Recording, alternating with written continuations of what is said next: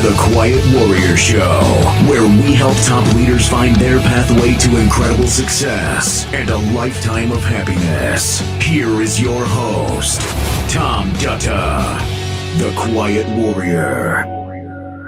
Hey everybody, Tom Dutta, the Quiet Warrior Show.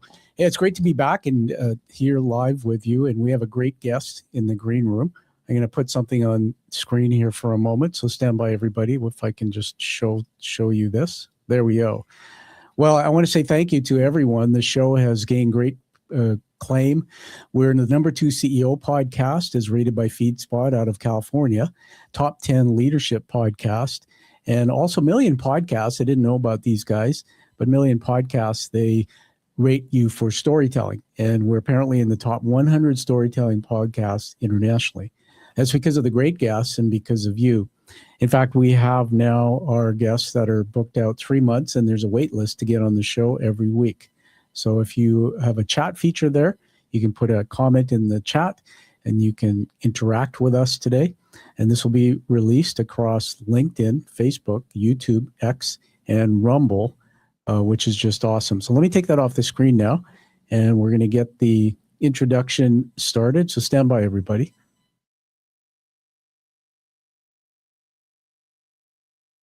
All right. What would it be like to learn about our guest from her deep story?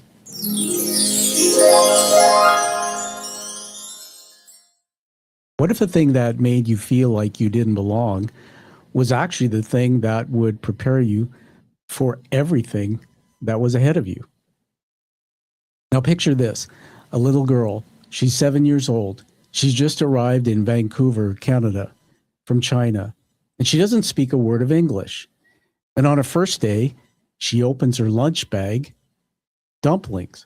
Her mother packed her wonderful dumplings. But the other kids, they just stare. So she learns to hide them. And over time, she starts hiding more than her lunch. She hides her culture. She hides her language. She hides who she is. Because fitting in felt like just surviving. Now, 18 years later, she goes back to China to work, and she expects to finally feel at home. Instead, she's told she's not Chinese enough. Whew. Too Western for the East, too Eastern for the West. She belongs to neither of those worlds. That could have broken her, but instead, it became her greatest insight. Now, she called it culture fluid, the ability to live in the space between worlds, to read new systems without losing yourself, to treat difference not as a wound, but as an instrument. She took that insight into TEDx on the stage. She took it inside Alibaba, where she advised heads of state and the world's largest brands on navigating the future.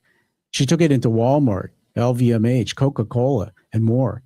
And now she has put it in a book published by Wiley. It's called How to Do More with Less. But here's the thing. This is not really a book about AI. It's a book about change. It's a book about the person brave enough to step into the world they do not yet understand and find their footing. The whole world is doing that right now with AI. And my guest today knows exactly what that feels like. She has been doing it for her entire life. So welcome to the Quiet Warrior Show. My name is Tom Dutta, and we're going to go deep today with our guest, Sharon Gai. Sharon, welcome to the show. Thanks, Tom. I was just recording that beautiful introduction.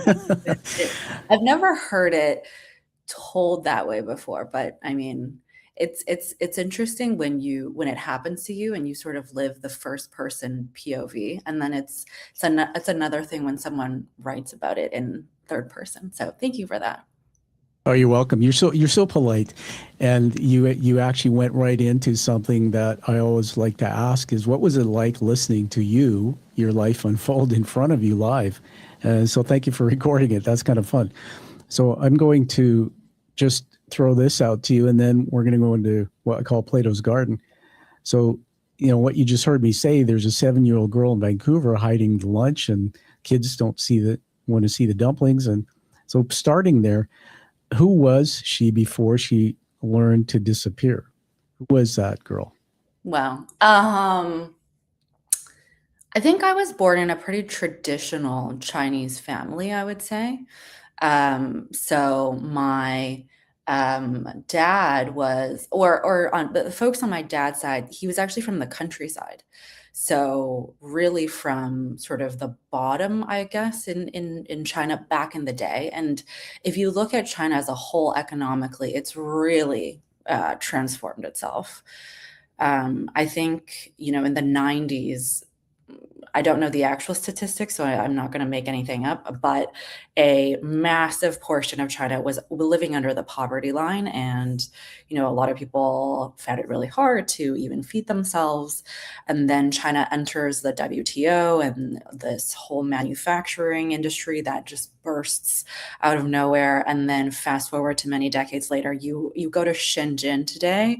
And because that's the trip that I just came back from. Yeah. And we had the world's top startups from Silicon Valley, LATAM, Europe, and everyone was just so amazed with the amount of innovation and progress that it has been. And I think for a lot of those folks, they didn't see what it was like in the 90s, Yeah. but I did. And so I think it has been just a dramatic difference. So who was I back then? I mean, I was just classically like an average person that was born at the time. And also during that time, and this is part of the societal, I guess, zeitgeist maybe, is that a lot of Chinese families immigrated because at the time it was known that, abroad or Western worlds were superior.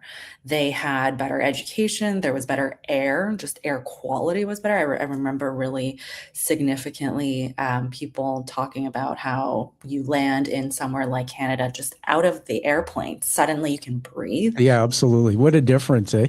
Yeah. Let's pause it there. It's so fantastic hearing about that perspective. I was just thinking too. Back then, you're a younger you, and if we look at neuroscience, even understanding rationalizing our thoughts, it's really hard when you're back in your early days until you get older and you're adult to really know what you were. So, thanks for taking us back there. What I'm going to do now is I'm going to take us into Plato's Garden. Are you ready to go into Plato's Garden? Tell some stories. Sure. Okay, so we're going to set this up. I'm going to put something on the screen again. So I'm just going to add that. You can see that there, right? So everybody, here we go. Stand by. Welcome to Plato's Garden. So Plato was an Athenian philosopher during the classical period in ancient Greece, the founder of the Platonist school of thought and the academy, from the Greek word academia. Apparently was the first institution of higher learning, Sharon, in the Western world. So what we're going to be doing as we talk here is we're going to be weaving the conversation through three areas. We call this the influences of context. So this is critical thinking, which human beings don't do that well, in my opinion. So we're going to be looking at macro. What was going on in the global world around you that shaped your work? Number two is mezzo. What was happening in the sector that influenced the context of your work? And then three, my favorite, what was the micro? Like what was going on with you? And the personal, we already heard a little bit about that. So let me take that off the screen. And we're going to just throw something out and we'll just riff back and forth and tell some stories. So we'll go into micro first. You eventually went back to China as an adult. And there for the first time, you were told you weren't Chinese enough. At least that's what I understand. What did it feel like to be rejected by both worlds you called home? And then out of that came this culture fluid. So I remember significantly the day we were in a leadership training. So I was part of this group of people that was recruited into the company to, I guess, have the privilege to have extra overlook or oversight by leadership. And we were going through leadership training. And something that's unique about Chinese tech culture is this thing called 996. I don't remember if I told you. 996? Yeah. No. It's quite common now in San Francisco too for a lot of founders or a lot of folks that work in the AI space. It's basically a work schedule. You start from 9, you end at 9. You start from 9 a.m., you end at 9 p.m., and then for 6 days a week. So 9, 9, 6. And then some other business units that we had was 007, which is basically nonstop. I mean, Really? it's like the lighthearted part of this is it's a kind of a joke of sorts, right? Because it just kind of feels like that. So it wasn't precisely that, like nobody is clocking out at like precisely at those Yeah. hours. But that was quite a common work phenomenon then. And I remember we were talking about, work-life balance and what that looked like and what work culture looked like in the West or in specifically in West. When I say West, I just mean North America, Yeah. really. Versus somewhere like China.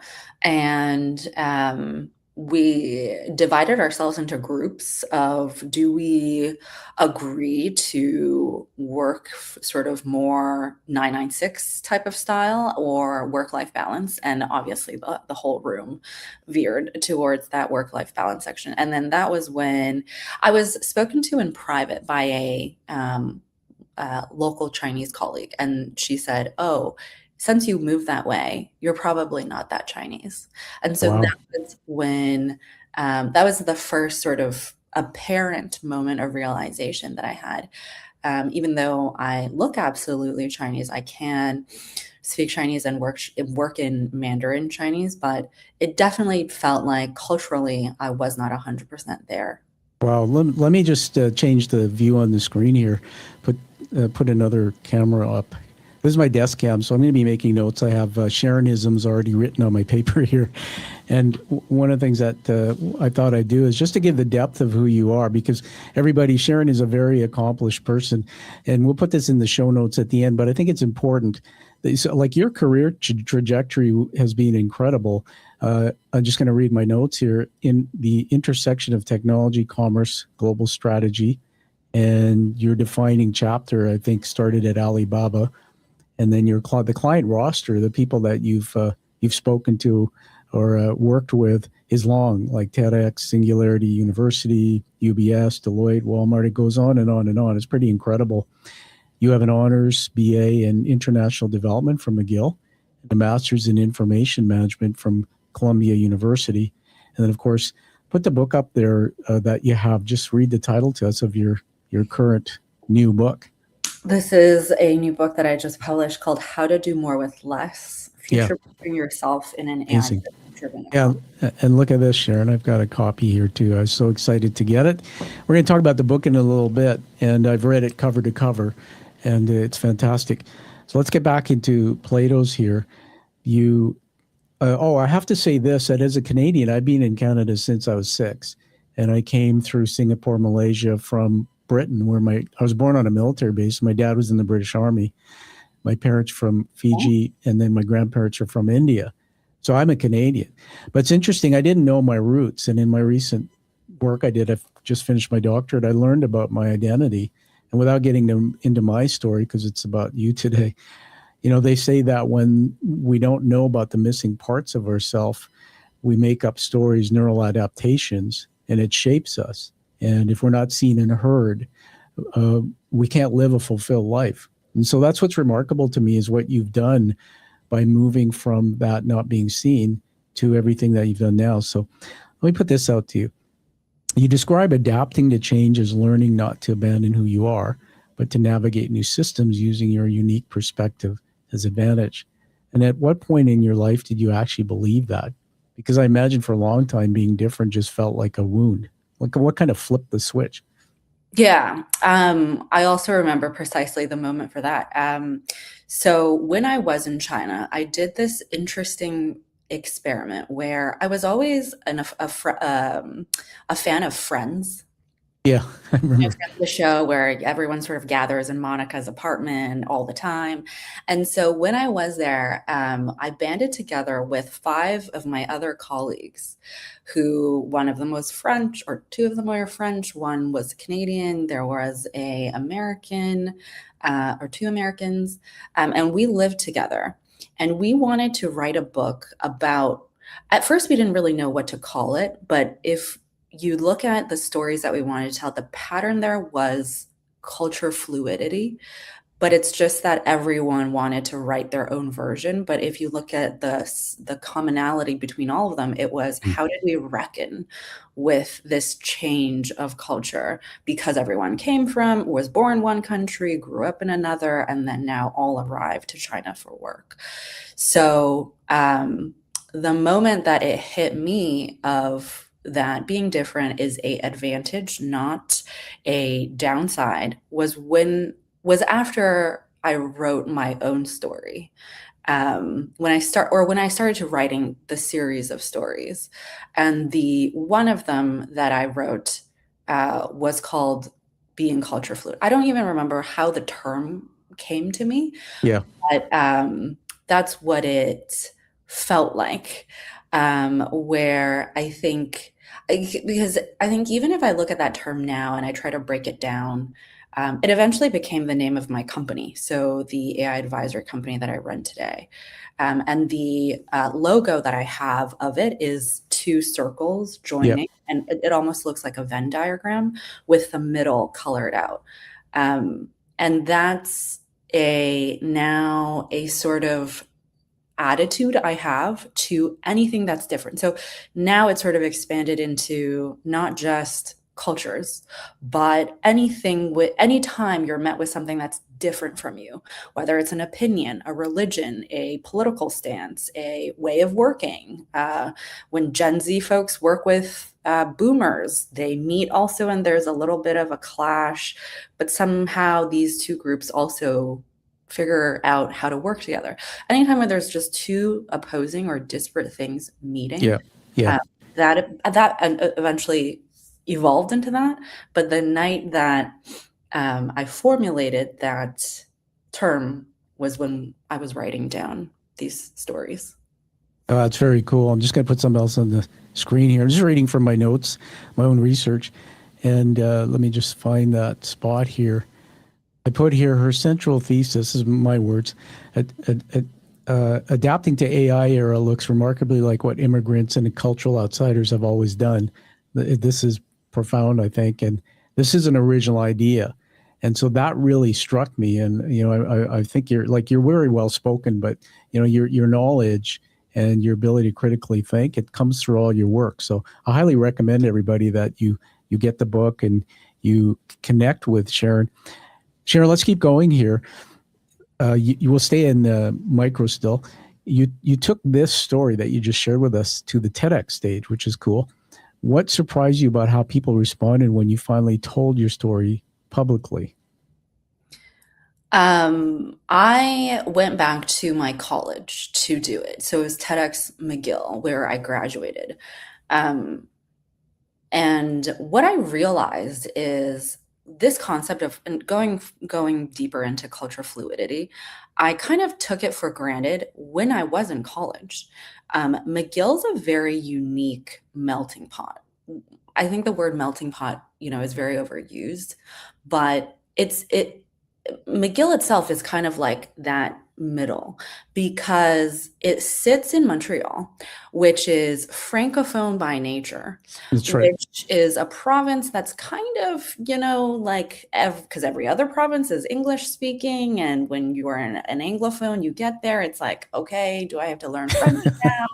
And then the local people are like, all of these Anglophone people are here. Like, we want to, retain our French. I remember on my first job out of college, I was paid to learn French by the government because they just wanted to hold on to that language so much. Interesting. And yet McGill is a university where, a third of my class at least was American. They came because of the younger drinking age for a very practical Really? reason. Yes, because it's 21 in the US and it's 18 in Canada. And then a third was international. So we had a lot of actual French people from France. There was also a huge community of Middle Eastern people because for whatever reason, McGill has a very good brand in the Middle It's East. true. And then a third was Canadian. And then within that third, it was like half local Quebecers and then half out of like non-Quebecers from other provinces. So that school just was very culture fluid from day one. And so when I was there, I kind of took it for granted. I never had to feel like I had to change myself or anyone needed to change for each other for that matter. And it wasn't until I left and I went to all these other places. I went to New York after, and then back to China, and then back to the US. And then fast forward to the TEDx day, which was 2021, 2. I went back to a room full of 18-year-olds because most people who attended the TEDx there was still going Yep, to school. sure. It was like, oh, like this is what I took away from this school, and it felt really good being back there again. Oh, that's awesome. Just going to talk about culture for a minute. So again, I'm a Canadian, right? And I was telling you I've been here since I was 6. When I came here, my father taught us, to step up and fit in. So, there are some people who come here from the country I'm from who stay in a bubble, right? They, for example, Indian, they go to their temple. They don't necessarily always learn the language of the land.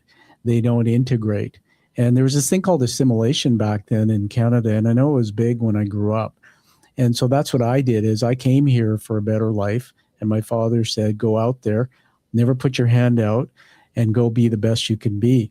And so I got into business. I became a CEO at age 31 and really moved my way in my career. But things have changed a lot because, whether it's assimilation or however we say it, we don't see that as much anymore. We see people coming to a country and they stay in their groups, or they stay in their own culture.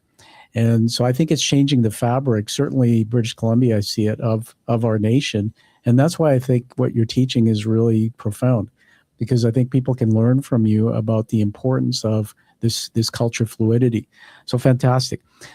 Let's go into the Mezzo area now, which is the sector that influenced your work. So you were inside Alibaba, which is an amazing company, I think, advising heads of state on digital strategy. That's a remarkable vantage point. What did you see happening with AI there that the rest of the world wasn't paying attention to yet? When I went back to China, I had always been going to China throughout my sort of teenage college life, but I didn't work there. And so I think the new page that I got to was just the incredible innovations in tech that had happened. So when I went, 2017 was the year where most of China went cashless.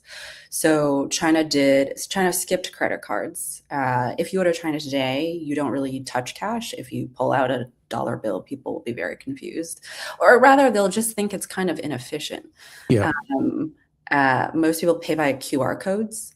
And now, there's pay to tap or palm to pay, Yeah. or there's face scanning payment technology now. So it's transformed in all sorts of different ways. But in 2017, that was very innovative. And so that was something that I saw that was very different. Another thing was just the maturity of machine learning algorithms that these Chinese tech companies were able to capture. So I worked inside this app called Taobao, which is the Amazon of China. And I saw things within Taobao. Now, roughly the same algorithm was carried over to TikTok. So to a common Western person, they know about TikTok and why it's so addictive. They would know about Temu or Shein. These are major e-commerce marketplaces that's also exited out of China. The underlying algorithm is very similar. They were all sort of born from the original, I would call it the mother app, which is Taobao, because that was the first app that started all of this. And just the level of precision and personalization that any business could leverage and use is it was very ahead of its time. Yeah. And again, in the 90s, it was kind of a lot of Chinese companies studying Western companies, how to operate, everything from leadership to operations to technology. And now I think a lot of Western companies are looking to China to see what's in the future, and what can they learn from that. It's very interesting. I'm going to put something on the screen here. Just tell us again what we're looking at there. The cover, which has a B on it. Yeah. And read the title out so those on the audio podcast eventually will just hear you say it. How to do more with less, future-proofing yourself in an AI-driven economy. Yeah, that's very cool. So I'm just going to remove that. I want to also brag on your behalf. So I got advanced copy of the book. So thank you, Sharon.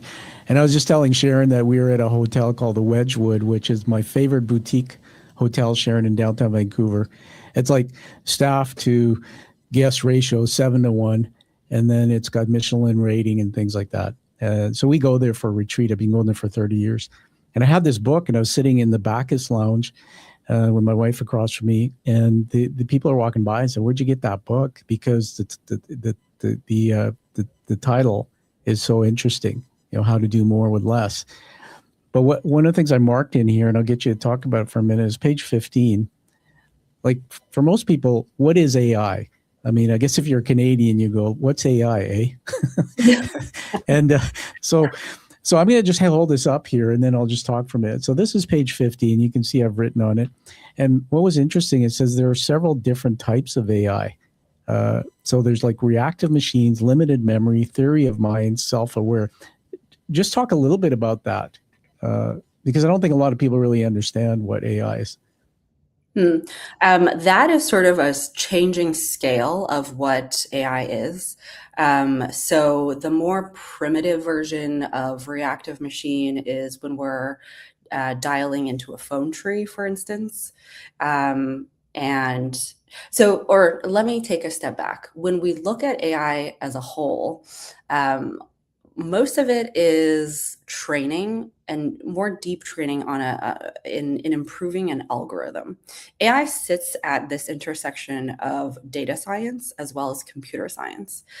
So it's computer code that is being put together with massive amounts of tokens or parameters being trained that creates a algorithm that can predict you better things. At the end of the day, really crux of what AI is it's a prediction engine, I would say. And there's more primitive versions, and it progresses into more advanced versions.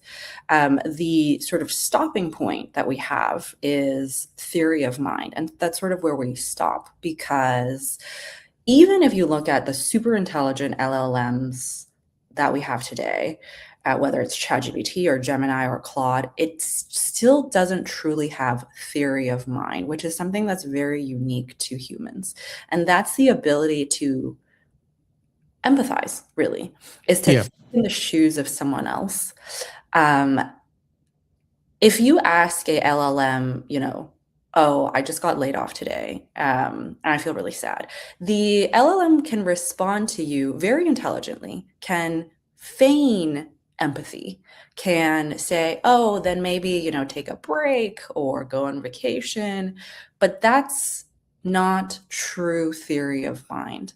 And that's also tied to a concept called artificial general intelligence, which a lot of these AI founders or LLM companies are trying to aspire to get to, which is this level of intelligence that truly is on par to humans.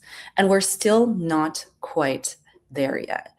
And then the self-aware type is That sort of, if you've watched movies before, it's like the Arnold Schwarzenegger's Terminator, or Megan, or in the movie Megan, or Ex Machina, or I, Robot, the Will Smith movie. It's where they are. It's a level of super intelligence that's way beyond the capabilities of a human, and we are definitely quite far from that. Yeah. So the reason why I break it down in sort of in a scale is because of this fear that we have of AI. We've been painted this very awful picture of what AI is, that it's very intelligent, it's very scary, and eventually it kills us all. That's usually the narrative of every single AI movie that we have. And while I cannot eliminate the possibility of that, and if you ask any of these AI researchers, no one can completely eliminate that possibility. Yeah. Like how many things are possible in the world. It might not be probable, but it's possible. The current technology that we have today, although it is, exponentially always getting better, but as of today, that's something that's still in existence. Yeah. No, it sends my mind on a journey in different areas here. We're critical thinking, everyone. So you're getting a sense, we're connecting Sharon's story through all these different contexts and getting a deeper meaning of why she does this public work. And it takes me back, like when I grew up, like there was no microwave, there was no internet at that time. My parents, come from a certain generation. And I went through convergence in my career. I've been through 11 mergers and acquisitions. So as a leader, a high leader, CEO, I ran some of them, some I was following. And I saw convergence in so many industries. Like remember before Netflix, you used to go into Blockbuster Video and pick up boxes off a shelf. And then all of a sudden streaming came. Everybody thought, oh my God, that's going to take away all the jobs, et cetera. Then I look at banking, which is a big part of where my sector I grew up, Sharon, and, ATMs. I remember being a bank teller and standing at the front, and all of a sudden this big thing comes up, the ATM machine. We had to go out and demo it. And everybody was up in arms. Oh my God, they're trying to take away our jobs, et cetera. And what it really did is it redeployed certain basic transactions where people could get service and faster and convenience, and freed us up to learn things like selling mutual funds and stocks and lending money to people. So I've been through this adoption curve, and I think you're right. The narrative out there about AI is so sometimes skewed. Last thing I want to say to you is that do you watch movies, because there was a great movie recently starring Chris Pratt, and the movie is about him being accused of something, murdering someone, and he had to face an AI court. So the judge was an AI court, and he had 90 minutes to prove his innocence, or he would die. And it was fascinating. Yeah, you should watch it. Called? I can't remember, but Google Chris Pratt movie on AI. It's fascinating. It was very entertaining too. But they showed all the technologies that he could literally, that while there, the judge of the court could connect him to go backwards in time, to talk to people that may have been witnesses. We thought it was very interesting. But one last thing I want to mention is LLMs, so large language models. I embrace Claude. I use ChatGPT, and I use it a lot. One of the things it's teaching me is how to ask better questions. So I took a course on prompt engineering, and I'm not going to get into that because it'll take too much time. But I learned how to prompt, and I'll use in a collaborative way AI, and I've built some agents to work with me. But it's really teaching me to ask the better questions. And as a leader, if you're leading somebody, giving them direction to do something, it really teaches you a skill set. So I think we're following you there and agreeing with you. Question for you about your advisory work. I'm just curious, when, the big advisory firms like the Deloittes and all, when you're talking to them now, what are you telling them in terms of how to advise or help businesses with this whole concept of AI? Because a lot of people are confused about it. Yeah, I think from a business world, the big thing is everyone feels behind. Really? Yeah. I was just in a presentation the other day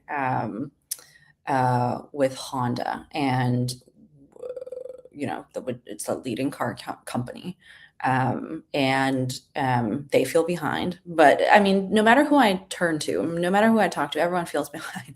The way that I look at sort of businesses and in adoption is I separate it into 3 chunks. So I call them, there's a sliver of tiny companies called AI native companies. A second chunk would be AI forward type of companies. And a third one, which is where the vast majority of businesses sit, is called AI adjusting. So these are folks and companies still adjusting to tools. How do I use it? Is it even useful? What are my risks? And they're still asking a lot of questions surrounding it. Yeah. And everyone feels behind. The people that are inventing the technology are probably the only people that maybe don't feel behind, but the founders you have in Silicon Valley, for them, they feel behind because everyone is racing to adopt the right framework or set up the right agents, because if you don't set it up in the right way, then you'll probably be a lot slower than your competitor who can learn faster than you. The folks that have a full-time job are feeling behind because their friends are getting laid off and they're seeing all these alarming headlines of layoffs. Meta just did the big layoff, I think yesterday. And they feel behind because they're being told that AI takes away jobs, just like how, we heard that ATMs take away bank teller jobs. And they feel behind because they feel like this is a new world and they're not very comfortable in this world.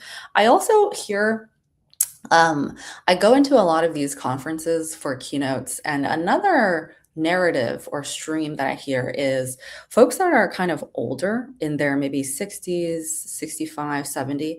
They tell me, they're like, I don't even know if I should learn it because I'm like, in a few years, I'm just going to retire. Like, what is kind of the point of learning it anymore? So I hear that too. And I think we can't forget about those voices also. Sure. Because not everyone is driven to learn it. Not everyone is propelled to adapt. There's a large group of folks that are against it. And actually, if you look at Gen Z's sentiment in the US right now, a lot of them are against it.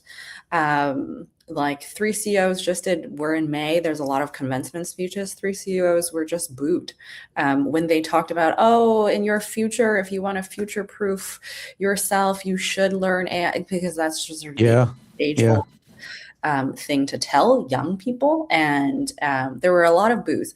So, it's many dissenting voices. Companies are also all over the map.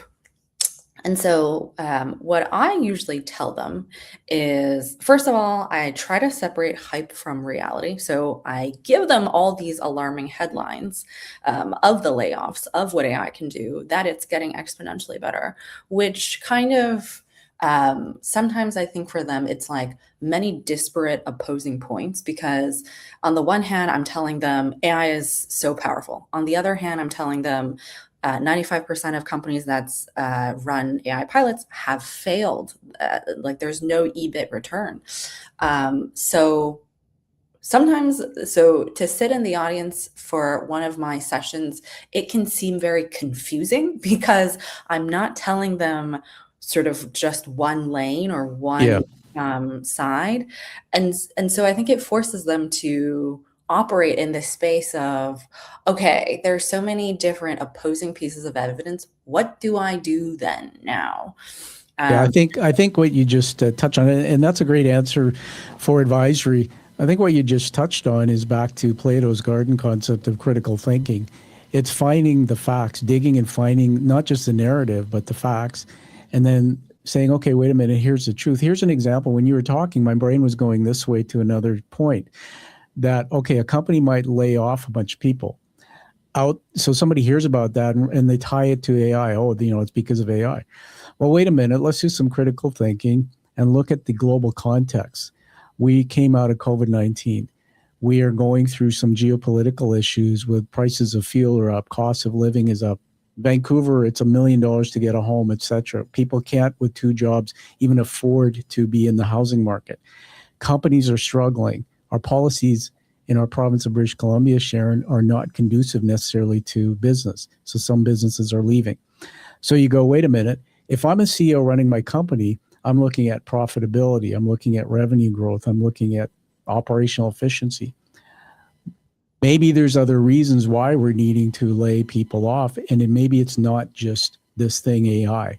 Okay, we can replace tasks, we can redeploy people, but there's other contexts, because I guarantee you that narrative, if you look deeper into it, as you're right, is fear, but it tends to be, in my opinion, kind of skewed. Let's go back into the book. Hold up your book there again. Fantastic cover. All right. Read the title out. How to Do More with Less, Future-Proofing Yourself in an AI-Driven Economy. Great. Thank you. The reason why I asked you to do that is a little B on there. So that leads to the next thing I want to throw out there. So in the book, you write about the shift from busy bee to beekeeper. In one sense, what is the actual difference and why does it matter so much right now? So pre-2022, and 2022 is sort of the magical year because that was the release of ChatGPT, and the transformer model is sort of democratized or consumerized, and now we as lay people can access the powers of AI starting that year. So prior to that year, we worked like busy bees. We would open our laptops, go through our to-dos, and execute each task one by one. And post 22, a lot of us are still stuck working like a busy bee, whereas now we have the privilege of working like a beekeeper. So it's a new mindset or way of approaching work, which is you're the overseer of everything that's happening.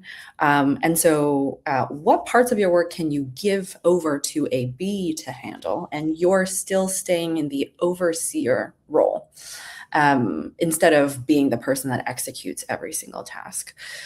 So a lot of people in the corporate space haven't done that self-reflection exercise of, so I have 8 hours of work I have to go through every single day. How many hours am I spending on things that really don't need me?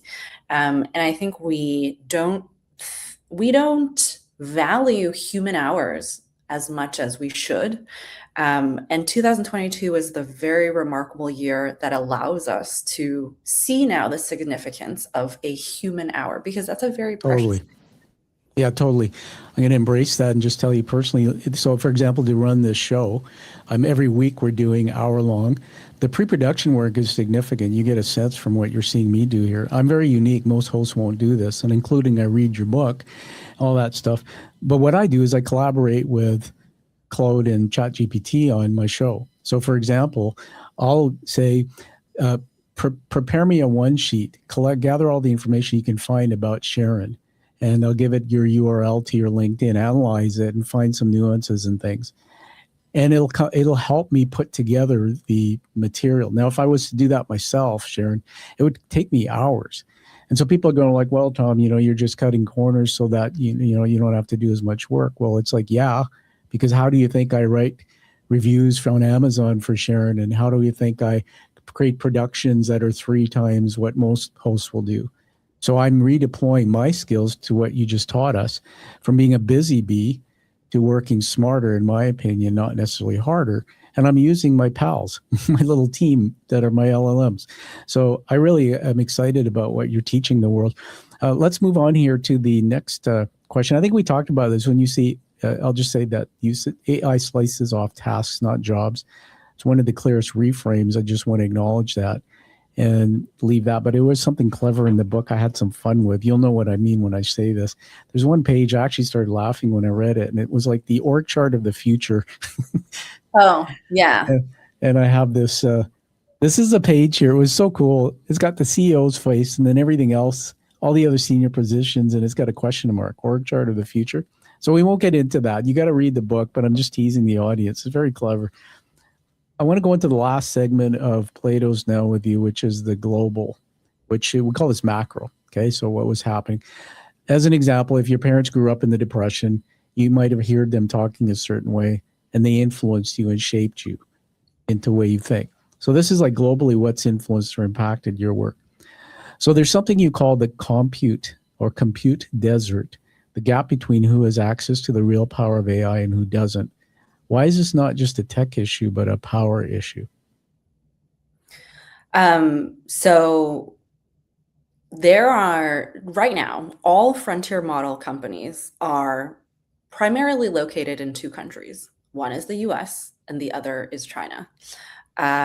I mean, Canada has Cohere, which is the Canadian LLM. France has Mistral, which is its own version. But other than that, maybe there are others that that we haven't accounted for. But other than that, that's primarily those two. That also means that to run these LLMs, huge data centers need to be built for them. And so, not surprisingly, that's the abundance and compute that both of these countries will have. If you look at LATAM or the Caribbean or Africa or even Europe in regions, Southeast Asia as well, they have significantly less data centers than the other two. I used to work in the cloud space, so to me, it's more sort of obvious when you look at geography or worlds from a global scale and where these endpoints are located. But it's a compute desert for all of these other countries that I mentioned, other than the US and China. In the future, if we think deeper with compute and what it means, and there's a lot of guesses and economic sort of tools that's being thought of right now, which is universal basic compute or universal basic income. I think a Canadian city has tested this. And AI really accelerates that path forward because in the future, we might not have work exist anymore. So how do people feed themselves? UBI is an option. UBC is now another option, which is universal basic compute, which is you just give people at least enough compute for them to do their work. We're not there yet because AI agents are still making a ton of mistakes. I mean, even yourself, when you're creating those one-pagers or creating scripts, like you still have to go in and edit something or That's right. tweak something because it's not all perfect. But one day we might get there where the thing that is being outputted is completely perfect. And maybe it's even better than something that you would have personally written yourself. For sure. Yeah. It's possible that would happen. And so when that happens, what do we do or what should humans spend their hours on, and what will work look like? And so it's not just a tech issue, but it's a power issue, because even if you look at just from a geopolitical stance of, President Trump and President Xi just met as in a monumental meeting. It's sort of two leading world powers, and you have the whole world watching. What are these two people going to conspire in that the rest of us have to kind of digest? And so following the same vein, it's the same in the AI world, which is how can US LLM companies and Chinese ones work together, or how will they shape the rest of the world for us? Because they kind of control the fountain of how work will churn out or spin out. They're sort of two leading places that's shaping the future of work. The UBI or UBC concepts will probably be tested there first before it's rolled out to the rest of the world. I see. Interesting. I mean, it really is a universal thing. And I was thinking about the use of AI in data centers. Just want to riff on that for a minute with you, because my brain went on this journey. That there's pictures now we're seeing in our media feeds about Vancouver's getting data centers, and then they show this big monolith thing, right? I also know that there's a lot of power that's needed, so it's going to drain on the grid and all this kind of stuff.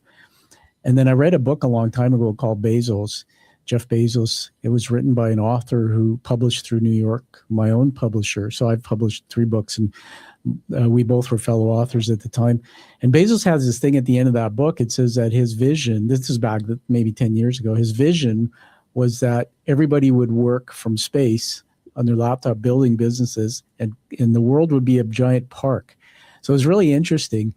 And when I'm throwing it all out, I'm kind of jumbling it together for critical thinking that, it's called NIMBY, not in my backyard. I don't want one of those big power centers, et cetera, et cetera.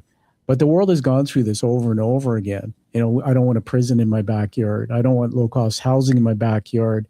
I don't want this and that. But I think we'll find a way through it, because to power AI, you need to have these centers. So be interesting to hear in your future talks on that topic. Let's get a couple more questions, and we want to honor you for a few things. So just checking in, are you having fun? Yeah, this is the first time that the whole Socrates Garden, that framework, I've never seen that done in any other. Awesome. So there you go. You heard it the first here on the Quiet Warrior Show, everybody, endorsed by Sharon Gai, the process. Okay, let's go into, I'm going to go into the segment I call the unwritten chapter. We've been having fun with it, Sharon, and you're an author, so here we go. If there were another book, I think, the one not yet written, the one that could only be written after everything that's about to happen with AI, what might it be about? I'm already thinking about the like a, not an epilogue, but like a following book already, which is what skills do we need to work in this new future? So How to Do More with Less is more of a adjustment book. It's an intro to what AI is doing, what it is, how should you use it, the lens with which you should use it. But it's sort of still a reactive book, because this thing has befallen us, and how do we adjust to this thing? So the second one that I'm thinking about is going forward. Now that we know what will probably happen, how should we change our lives? Or what majors should we have gotten in college? What books should we have read growing up? How should we approach work in the future? Is there even going to be in the work future? And if most of the busy bee work, which mostly occupied the knowledge economy, if a lot of that is going away or changing, then what other types of work is out there, and what is ultimately fulfilling for us to do? That would probably be about the next one. Wow, what a great answer. Boy, that is so deep. I knew you were writing some other book in your mind, because people like you who are so forward thinking, I think one of the things you make us think about, and this is critical thinking again, is like it's almost like you are critiquing your own work through the lens of, I call it autoethnography, which is what part of my research was in my own doctorate. You're using your lived experience as research, and you're critiquing your current work and looking ahead about this next book. I think it'll be a bestseller. Send it to me so we can get you on the show when it's written. I'll support you 100%. Last question we have here, and then a couple of things we got to award you with quickly. This comes from the last guest. It's called the Warrior's Torch. So the last guest left you a question. So what is the one thing you know to be true to yourself that no algorithm will be able to replicate? That I think, therefore I am. Oh, nice. Awesome. And we'll make sure that guest watches the show and sees that answer. So that's fantastic. All right. Are you ready to be recognized, acknowledged? It's like Christmas came early. We got a few things we're going to do for you here. So I'm going to just set up a sound effect here. So we're going to put something on the screen. Just, you see that there? Amazon? Mm-hmm. Okay. This is live, posted on Amazon. So stand by, everybody. I got this kind of fun music to play. It's a quick 3, 2, 1.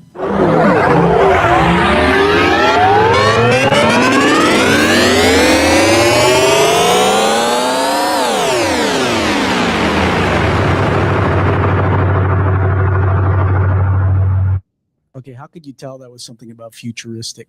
So I'm releasing today, revealing the 5-star review, international review for Sharon's book. And the review is titled, She Lived It Before She Wrote It. And it's about your book, How to Do More with Less. It was posted on Amazon.ca.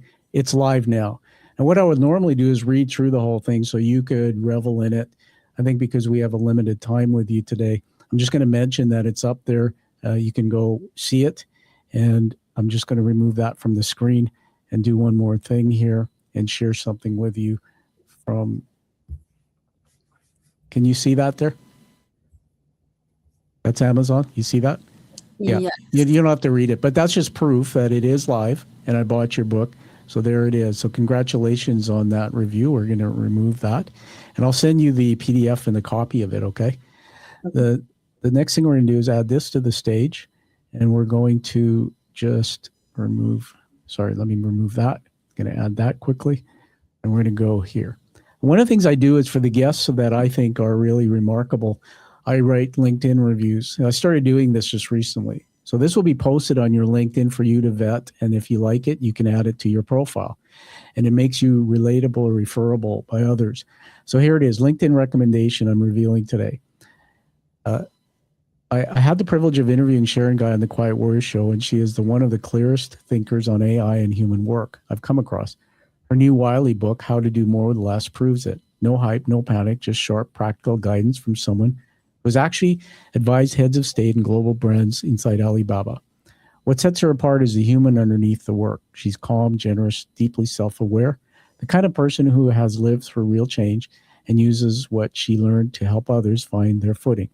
If AI is on your radar, and it should be, follow Sharon, read her book, and book her to speak. You will leave the room thinking differently. Congratulations, Sharon. Thank you so much. Okay. All right.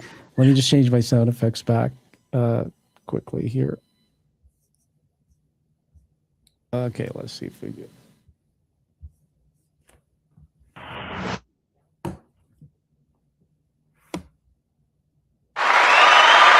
Those are some cheap free applause about your recommend. And the last thing we're going to do is recognize you with an award. Did you know you were getting an award? No. Yeah, you are. So here you go. So the it's called the challenge coin. Have you heard of these? No. Okay. So 1% of people in the world come through my show. I vet hard, as you know. We look for people who have found something deep in their life, turned it into something positive and made an impact. And you are one of those people. So I created this when I started the show. It was a coin. Challenge coins, this comes with it, were started during the World War I era. Practice of carrying a coin designed specifically for a unit was popular with the Army Special Forces. Carrying the coin at all times, presenting it when challenged, proved affiliation. And if you didn't have your coin, you bought drinks at the officers' club. And today, apparently, that still happens. So Sharon, these coins are held around the world for various reasons. First responders have them, organizations. So they're hand-painted and crafted and made in the U.S. Sorry, Canada. So that's the front of the coin. They're quite hefty. And on the back of it is the narrative of my show is based on hero's journey, where you make an impact after finding something in yourself. And so that's it there. So welcome to the Quiet Warrior community and congratulations. Thank you so much. We're now connected for life, and I'm here to amplify your story and help you in any way I can. So thank you for doing this interview. So I'll give it to you for the last word. Where can we find you and your work? Anything at all you want to tell the audience before we let you go? Yeah, so you're mostly social media channels, LinkedIn, Instagram, TikTok are my main .com. Okay, and we'll put that in the show notes as well. So on that note, everybody, find your true passion and purpose. Like you hear from Sharon Gai here, get her book and read it and review it and post it online. And we'll see you all again on the Quiet Warrior Show next week. And have a great day. Sharon, it's great to have you with us. Just stand by for a minute and stay with me. Thank you for listening to the Quiet Warrior Show. Create is a motive-based leadership development firm. www.kreat.ca.